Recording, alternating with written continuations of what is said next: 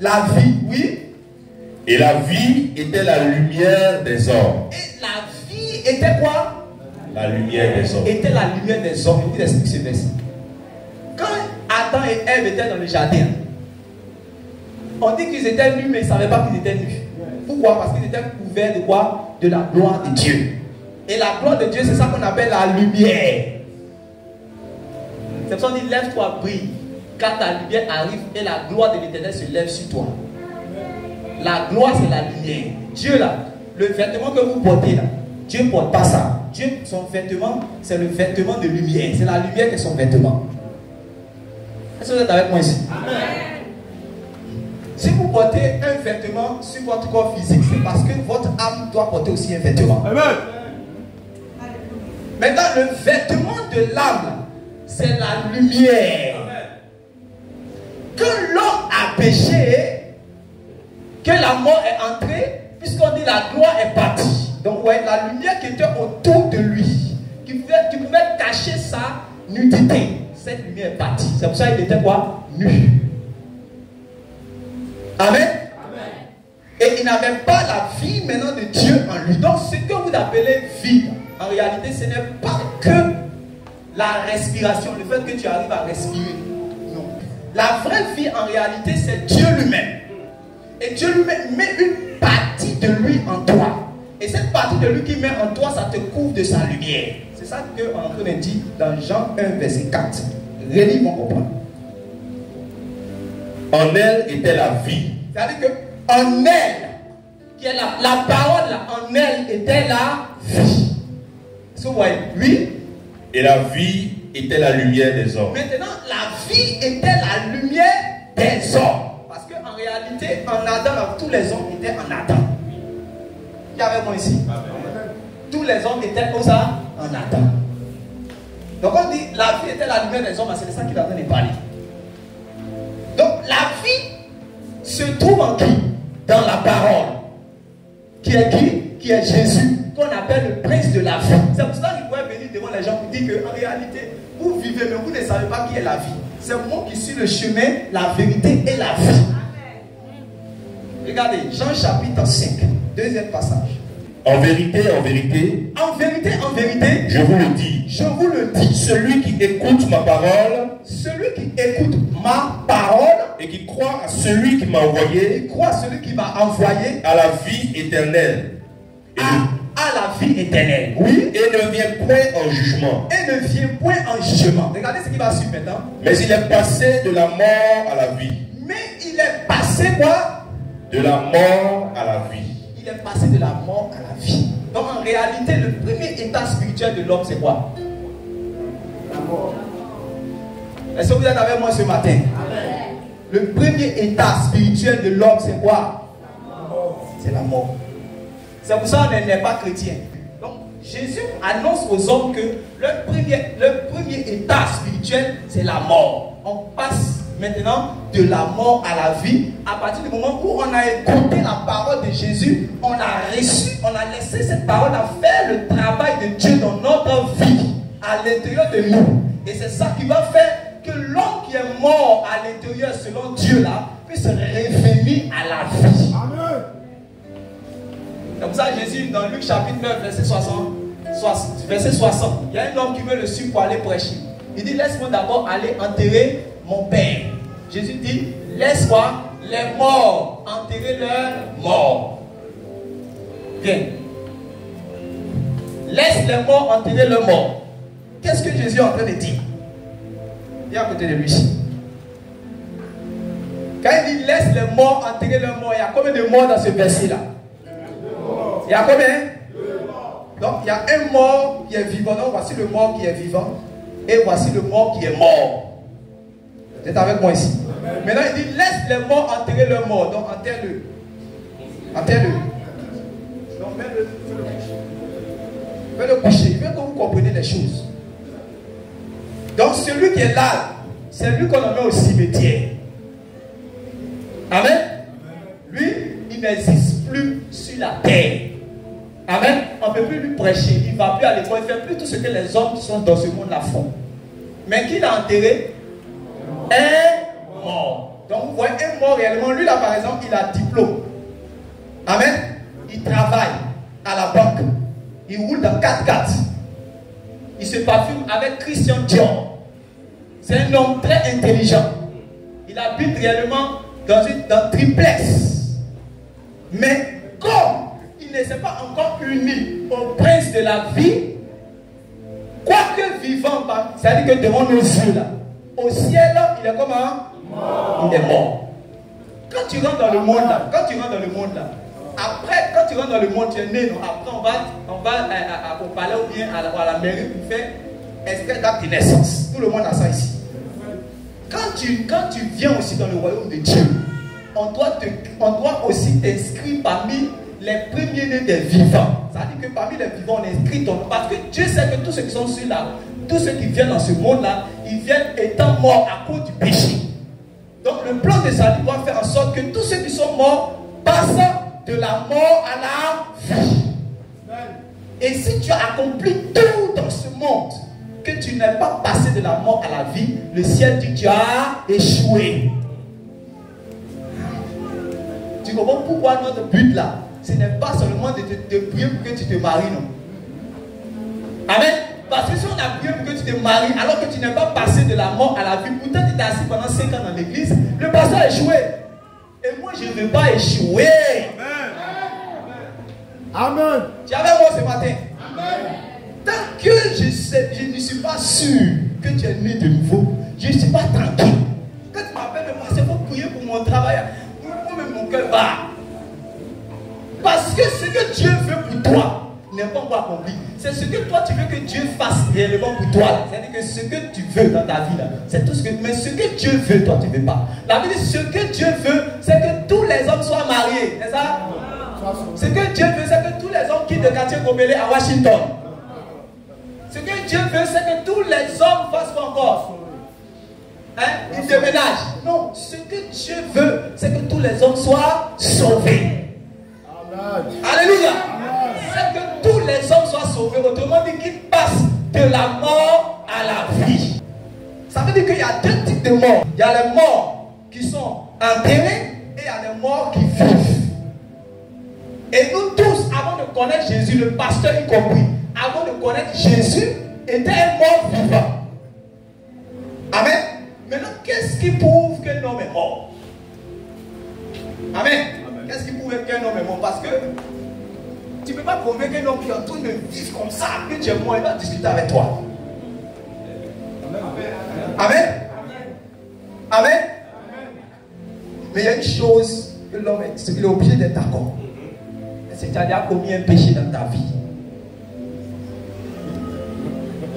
Tu as déjà péché. Le salaire du péché, c'est la mort. Ça veut dire que péché égale mort. Amen. Amen. Amen. C'est pour ça qu'on a vu une femme en flagrant délit d'adultère. On dit, ah, la loi de Dieu a dit que cette femme, il faut la lapider à mort.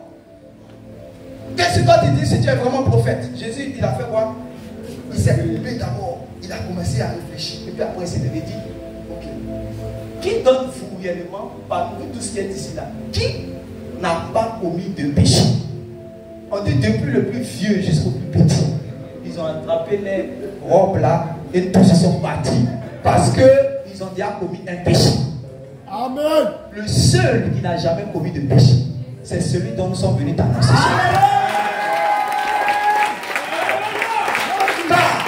Dit devant tous les hommes, qui d'entre vous parmi les hommes me convaincra de péché?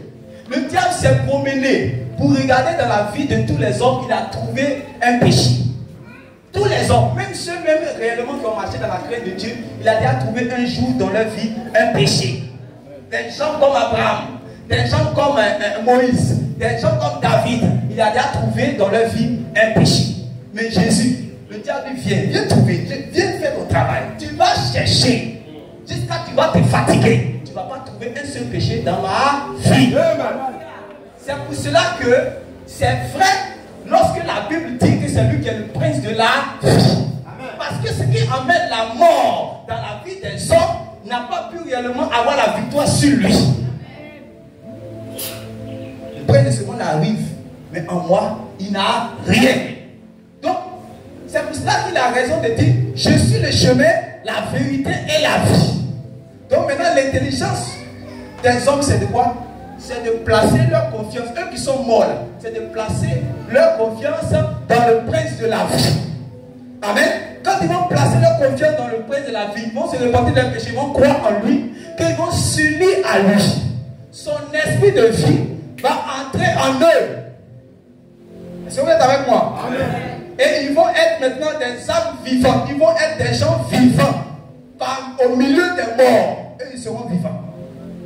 Amen. Maintenant, quand l'autre va dire, mais toi, tu es sûr que tu es venu? Il dit oui. Pourquoi? Parce que j'ai reçu le prince de la vie. Amen. Ça, c'est la première réponse. On n'a pas dit parce que tu es venu à l'église. Parce que tu peux venir à l'église sans recevoir le prince de la vie. Qui est avec moi ici? Amen. Le travail du prince de la vie, c'est de te faire passer de la mort à la vie. Donc, pose-toi chaque jour la question, chaque jour que Dieu te fait la grâce de vivre, tu te poses la question, est-ce que je suis déjà passé de la mort à la vie? C'est la chose la plus importante de ta vie. Parce que quand tu vas quitter la terre, la première chose, au début d'abord, peut-être à quelques secondes, tu ne sais pas d'abord que tu es mort. Écoutez-moi bien, tu ne sais pas. Après quelques secondes, tu te rends compte que, parce que quand tu veux toucher le pasteur Bissouma, tu passes de l'autre côté là-bas. Tu dis, pasteur Bissouma, que tu voulais attraper, te voici, tu es derrière lui. C'est ton âme. Il ne peut pas l'attraper. Parce que le corps là est couché. Est-ce que vous pouvez me suivre? Le corps est couché. Donc quand il veut attraper, vous dites, pasteur Bissouma. Le corps avec lequel on attrape pasteur Bissouma qui a le corps, c'est ce qui est couché là-bas. Donc tu passes par derrière. Puis tu te rends compte que tu es mort. Et que c'est fini pour toi. Tu es compté parmi ceux qu'on doit enterrer. Donc la première chose que tu vas te poser comme question, est-ce que j'étais uni au prince de la vie qui est Jésus? Parce que si je suis uni au prince de la vie qui est Jésus, je vais avoir une direction des vivants. Soyez avec moi. Maintenant, j'expliquais quelque chose. Tiens-toi debout. Quand tu donnes ta vie à Jésus, on inscrit ton nom dans le livre de la vie, ça c'est clair. Et on te donne un vêtement qu'on appelle le vêtement de lumière. C'est le vêtement de l'âme. Toute âme qui est morte n'a pas de vêtement. De la même manière, on dit quoi? Adam avait péché, il était déchu de la gloire de Dieu. Il était nu d'abord. En réalité, quand tu viens dans le monde, quand tu vis dans le péché, tu es nu. La seule chose qui peut donner un vêtement à ton âme, c'est le fait d'accepter Jésus-Christ, le prince de la vie, dans ton âme. Amen. Et la première chose qu'on va faire, on va te donner un vêtement qu'on appelle le vêtement de justice. Ça, c'est le vêtement que l'âme porte. Le vêtement que le corps porte, ça, c'est le t-shirt Lacoste qui est là. Mais l'âme a besoin d'un vêtement. Parce que quand l'âme va mourir, quand l'âme va quitter la terre, c'est-à-dire quand il y aura la mort, que l'âme va rentrer maintenant une fois dans l'au-delà. Le fait que l'âme soit nue, déjà, les anges de Dieu sont habillés. Ils savent que ça là, c'est pas pour nous. Est-ce que tu avais moi ce matin? C'est pas pour nous. Pourquoi? Parce qu'il est nu. Mais c'est ceux-là qui sont habillés. Quand ils quittent net, vous regardez souvent, vous montrez ça mettre dans les films, vous faites semblant de ne pas voir. Quand ils quittent net là, il y a quoi? Il y a un vêtement blanc qui est là. Parce qu'en réalité, il est à l'image de son Dieu. Il est habillé comme son Dieu. Il n'est pas nu. Mais quand il est nu net, qu'est-ce qui va se passer? Son âme est triste. Son âme est apeurée. Son âme sait que, c'est-à-dire on est dans un monde de la confusion. Donc les premières choses que l'âme va commencer à ressentir, c'est la peur, la peur, la peur. Et regardez-moi très bien. Ceux qui sont allés déjà prier pour les malades dans les hôpitaux. Qui est déjà allé prier pour une personne alitée, vraiment gravement malade. Vous allez voir que il y a certains quand vous allez, on allait prier à certains là, ils sont même pas encore morts. Ils sont sur le point de mourir. Parce que quand tu es sur le point de mourir, tu es faible. Dans ton côté spirituel là. C'est pour ça que quand vous jeûnez, votre corps est faible. Mais votre esprit est mouvementé. En réalité, le corps est faible. puisque la maladie a brisé ses os, les bouches. Donc, son être intérieur, la veuve, peut voir même certaines choses. C'est pour ça que je vous dis qu'ils sont venus me chercher. Ils sont là, il a peur. Parce que souvent, même ces propriétaires sont venus le chercher, les démons sont venus également. Ils n'aiment pas comment ils attendent. Dès qu'il va quitter là, ils vont le prendre pour aller dans un autre endroit qu'on appelle le séjour des morts. Parce que tout est ordonné dans le monde spirituel. Ceux qui meurent en Jésus, ce sont les anges de Dieu qui sont habillés comme Dieu, qui ressemblent à Dieu, qui viennent chercher réellement leurs compagnons parce qu'ils se ressemblent. Amen. La première fois que j'ai eu une expérience spirituelle vraiment avec un ange, j'ai tout assuré, j'étais habillé comme l'ange. J'étais de la même manière que l'ange était habillé, c'est comme ça que j'étais habillé. Amen. Tout véritable chrétien réellement porte le vêtement que les anges portent. Amen. Est-ce que vous êtes avec moi? Amen. Est-ce que vous êtes avec moi? Amen. Donc quand l'âme quitte, sans avoir donné sa vie à Jésus, l'âme est nue. Koyo, il n'y a rien. Et puis là maintenant elle a apeuré. Qui va venir me chercher? Qui va venir me chercher? Mais c'est déjà trop tard, tu ne peux pas revenir. Donc sur la terre maintenant, on peut faire tout ce qu'on veut. Peut-être les pleurs d'hypocrisie, les véritables pleurs, peut-être les funérailles.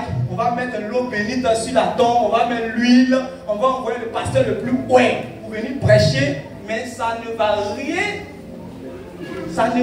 créer, on va dire, par rapport à la direction de ton. Tout va dépendre de si tu avais accepté le point de la vie ou pas.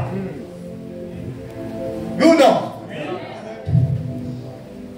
C'est pas maintenant après la mort que maintenant on va te donner un vêtement de justice. Non. C'est pendant que tu es vivant. C'est pour ça que Jésus dit laisse les morts enterrer leurs morts. Ça veut dire que ceux qui sont déjà morts, qui sont couchés là, Jésus sait qu'on ne peut plus leur prêcher l'évangile. Amen. On ne peut plus leur prêcher l'évangile. On ne peut plus dire non, les souhaits des RIP, tout ça, que son âme repose en paix. En tout cas, je sais que tu es chez Dieu là-bas. On dit tous ceux qui meurent, même ceux qui meurent, même étant criminels dans le crime. On dit que vraiment, il est au paradis là-bas. Il n'y a pas quelqu'un qui va en fait. Tout le monde va au paradis. Ça, c'est ça qu'on appelle la véritable hypocrisie. Ça veut dire que quand tu écoutes ta propre conscience, ta propre conscience te dit tu mens. Avec des mentis, tu sais que lui, il ne va pas chez Dieu. Maintenant, l'hypocrisie fait que, on se dit que tous ceux qui meurent vont au paradis. C'est faux.